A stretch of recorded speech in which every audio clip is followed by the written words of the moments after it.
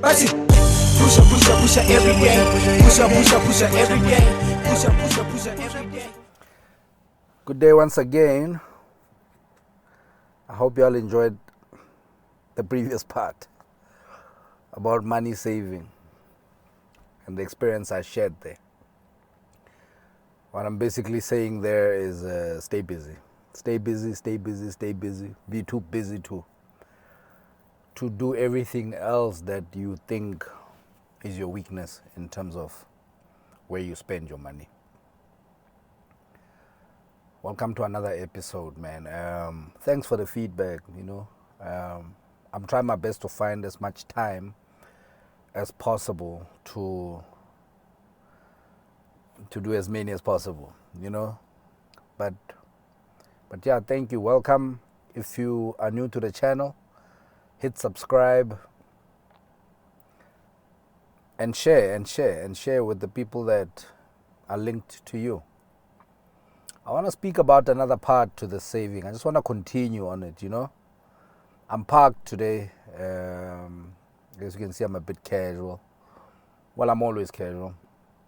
But yeah, I'm parked, Brought my son somewhere, so I'm waiting for him. So I just thought while I wait, let's rock another episode. I want to continue speaking about saving, man. But this time I want to talk about stacking money. We always hear let your money stack. Let your money stack. And it sounds nice when we hear it even in rap songs, in other people say it, but what it really means, do we know? Does anybody do it in practice? I think I've done it for quite a while. And I'm looking for an example in my head to use. I remember one time when, in fact, let me use this example. My current business, how I grew it, is through that process. I started out one man, had an office at the back of my house, went there to work every day. I was there every day at 7:30. If I'm late, it was 8. And this was just after I had just been retrenched. And when I got retrenched, a decision was just made that, look, the time that we give to corporates, if you give that time to yourself and do exactly the same thing, you've got a business. The problem with a lot of human beings is that they want the boss to tell them what to do. They want someone to give them instruction. They want, these people I know who even have products.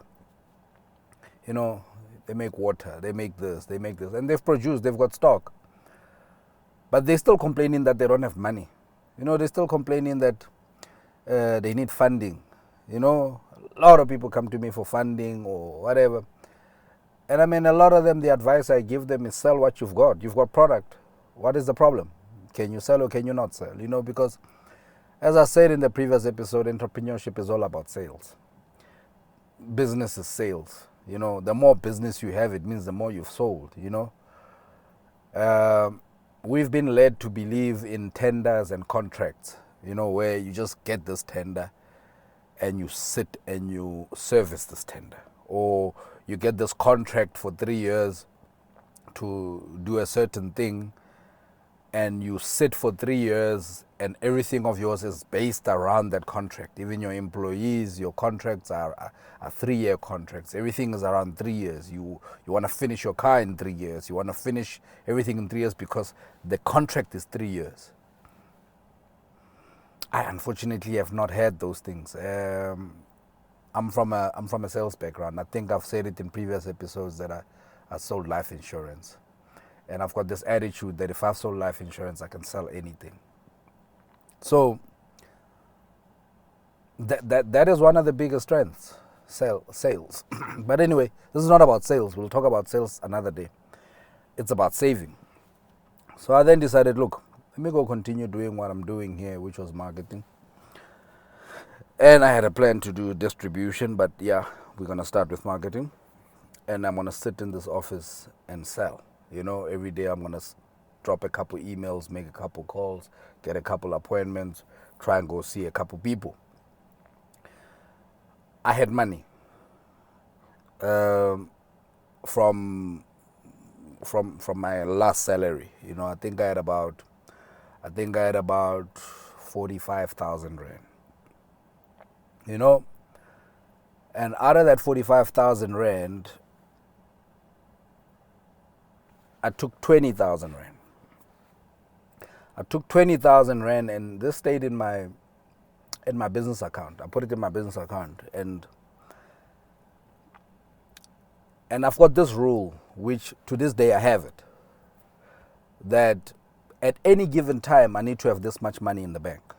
So when I started, it was with 20,000 rand, and this rule was at any given time I must have 20,000 rand in the bank or more. So now I go work every day and give yourself targets. I mean, if you're a sales guy, give yourself targets. If you're an entrepreneur, give yourself targets. Daily targets.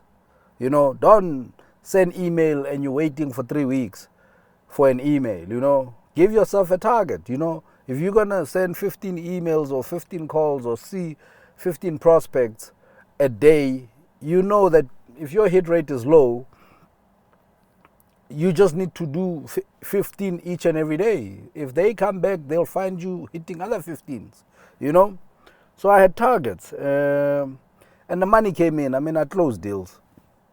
The money came in, 400 here, 600 there, 800 there, 900 there, 1,000 rand there, 2,000 rand there, 40 rand there, So at the end of the month, you sit and you look. But I mean, you look as you go along, you keep tracking. But at the end of the month, you look, you say, cool, I've got 30,000 rand in the bank. Still, at any given time, there must be 20,000 in the bank. So if I've got money to spend, if I need to spend on anything, I cannot spend over 10,000 rand because I've got 30,000 rand. So I don't have 30,000 rand, I've got 10,000 rand at my disposal because at any given time, 20,000 rand must stay in the bank. That's a rainy day kind of thing. That if I've got less than 20,000 rand, I must start to stress. If I've got less than 20,000 rand, I'm broke. Next month, you think, okay, cool. Whatever work I get, I'll spend this 10,000 rand. And if it happens that I need to spend more than this 10,000 rand and dig into the 20,000, it needs to be the kind of work that's going to pay the same month. So I need to turn it around within that same month so that that 20,000 rand at the end of the month is back in the bank when I look at the account. Always look at your account. Always look at your account. Don't be scared to look at your account. Don't be scared to look at your balance and plan, especially if you're a one-man company like ours. You go back. Lucky, if you're working every day, that 10,000 rand you've grown to 15. The next month, that 15,000 rand you've grown to 25. Next month, now all of a sudden I had 50,000 rand in the bank. Now I move my 20 to 40 now. I'm like, at any given time, I must have 40,000 in the bank. If I've got anything less than 40, I'm broke. The process continues. Now we start making that money. I'm working, I'm gunning for repeat jobs. I'm gunning for new prospects. I'm on the net. I'm emailing strangers. I'm phoning companies. I'm walking into receptions to say, may I please speak to the brand manager or such and such manager. Every day I had a plan. I'm going to walk into this company and that company. I'm going to call this company and this company. And the rest I'm going to drop a lot of mail. I'm going to try and make these calls because I see they've got a number on site or whatever, I had an hour in my day or two later in the day, 3, 4 o'clock, where I don't want to say this was more casual work, but this was more This was more network kind of related, where I'm going to go visit a friend and I'm going to try and get him to hook me up with such and such. We might have a beer. You know, that kind. You know, it might happen, it might not happen. You know, those things that you think eventually can lead to something, but they're not your core, you know. And trust you me, this process went on to this day. You know, at some point it was 100,000. At any given time, I need to have 100,000 in the bank. At some point, it was at any given time, I need to have half a bar in the bank. You know, look, I'm not going to tell you where I stand with that now, but I still use the same process. You know, and that's another way of saving. You don't think about it. It still ties to what I said in the previous episode of staying busy. But stay busy at the same time watching your money. You know, watch your money. You know, watch your money so much that, and if you can rush that, maybe rush is the wrong word, but if you can do that in such a time that in 6 months you're sitting on a good base of your minimum, then your basics stop being a problem. You stop worrying about rent. You stop worrying about car installments. You know, you stop worrying about school fees. You stop worrying about groceries. You know, you stop worrying about these things that have consumed entrepreneurs for a very long time, because entrepreneurs want to spend every money they've got. And they you know, they've got one pool of money for everything, you know. So this money must buy bread. This money must buy the wife nails. This money must buy the, you know, the girlfriend airtime. This money must buy the child school shoes. This money, you know, it's all one pool, you know. When I did that whole exercise, even from day one, as I told you, I had about 45,000 Rand leaving the job, and I put 20 into the business and worked on that 20 to grow it. The other one, I made sure that it's a startup for my family. You know, like, you know, we lived very, very, very economical, you know. But that was the food money, that was the what money, that was the what money, and it lasted long. You know, it lasted long, and as I started growing this 20, there was a small percentage that I would add to the home money. There was a small percentage that I would add to the home money. You know, 3,000-4,000 every month.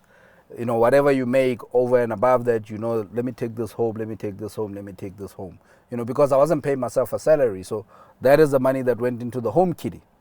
You know, so that, because I mean, you have to eat, you have to live somewhere, you've got kids and so forth.